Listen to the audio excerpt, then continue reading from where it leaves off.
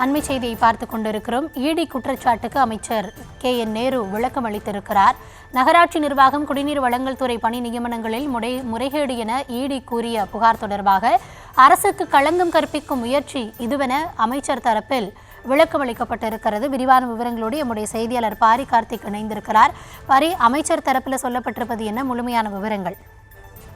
வணக்கம். நகராட்சி நிர்வாகத்துறையின் மூலம் நிரப்பப்பட்ட நேரடி நியமனங்கள் குறித்து நகராட்சி நிர்வாகத்துறை அமைச்சர் KN நேரு தற்போது அறிக்கை வெளியிட்டிருக்கிறார். ஏற்கனவே இடி இது தொடர்பாக குற்றச்சாட்டு முன்வைத்த நிலையில் அவருடைய பதிலில் திராவிட மாடல் அரசுக்கு அவப்பெயரை ஏற்படுத்த வேண்டும் என்ற அரசினுடைய இந்த அரசியல் உள்நோக்கத்தோடு பல ஆண்டுகால முந்தைய வங்கி கணக்கு ஒன்றை தூசி தட்டி எடுத்து அதை ஊதி பெரிதாக்கும் முயற்சியில் தோற்றுப்போன ஒன்றிய அரசினுடைய அமலாக்கத்துறை மேற்கொள்ள ஒரு முயற்சிதான் இது என்றும், நகராட்சி நிர்வாகம் மற்றும் குடிநீர் வழங்கல் துறையில் பணி நியமனம் குறித்த அந்த விளக்கத்தையும் அறிவித்திருக்கிறார். 2011ஆம் ஆண்டிலிருந்து 2021ஆம் ஆண்டு வரையிலான 10 ஆண்டு அதிமுக ஆட்சி காலத்தில் போதிய நியமனங்கள் செய்யப்படாமலும் காலி பணியிடங்கள் அதிகமாக நிர்வாகத்தை மேற்கொள்வதில் இருந்த சிரமங்கள் இருந்த நிலையில் 2019 பணியிடங்களில் நேரடி நியமனமாக செய்ய வேண்டும் என்பதற்காக அண்ணா பல்கலைக்கழகம் மூலமாக கடந்த 2/2/2024 அன்று அறிக்கை வெளியிடப்பட்டிருக்கிறது. அதன் தொடர்ச்சியாக பணியிடங்களும் சேர்த்து கிட்டத்தட்ட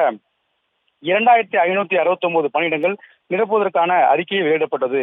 இவைகள் வெளிப்படையாக அறிவிக்கப்பட்டது என்றும் சுட்டிக்காட்டியிருக்கிறார். மேலும் இப்பணியிடங்களை வெளிப்படையான ஒளிவு முறையற்ற முறையில் நிரப்புவதற்காக தேர்வுகளிலிருந்து விண்ணப்பம் பெறுவதற்காக தனியாக ஒரு இணையதளம் உருவாக்கி அதன் மூலம் 2,499 விண்ணப்பங்கள் பெறப்பட்ட நிலையில் அனைத்து விண்ணப்பங்களும் பரிசீலனை செய்யப்பட்டு விண்ணப்பதாரர்களுக்கு இணைய வழியில் நுழைவு சீட்டு வழங்கப்பட்டு அண்ணா பல்கலைக்கழகம் மூலமாக 38 மாவட்டங்களில் இருக்கக்கூடிய 591 மையங்களில் தேர்வுகள் நடத்தப்பட்டன என்றும், இந்த எழுத்து தேர்வுகள் அனைத்தும் அண்ணா பல்கலைக்கழக மதிப்பீடு மூலமாக செய்யப்பட்டு எழுத்து தேர்வு முடிவுகளும் இணையதளத்தில் 20/9/2024 அன்று வெளியிடப்பட்டதும் சுட்டிக்காட்டியிருக்கிறார். மேலும் நியமன முறையில் தேர்வுகள் நடத்தப்பட்டு முடிவுகள் வெளியிடப்பட்டதால் இந்த தேர்வில் கலந்து கொண்ட லட்சக்கணக்கான விண்ணப்பதாரர்களிருந்து ஒரு ஆட்சேபனை கூட தற்போது வரை பெறப்படவில்லை என்பது குறிப்பிடத்தக்கது என்றும் சுட்டிக்காட்டியிருக்கிறார்.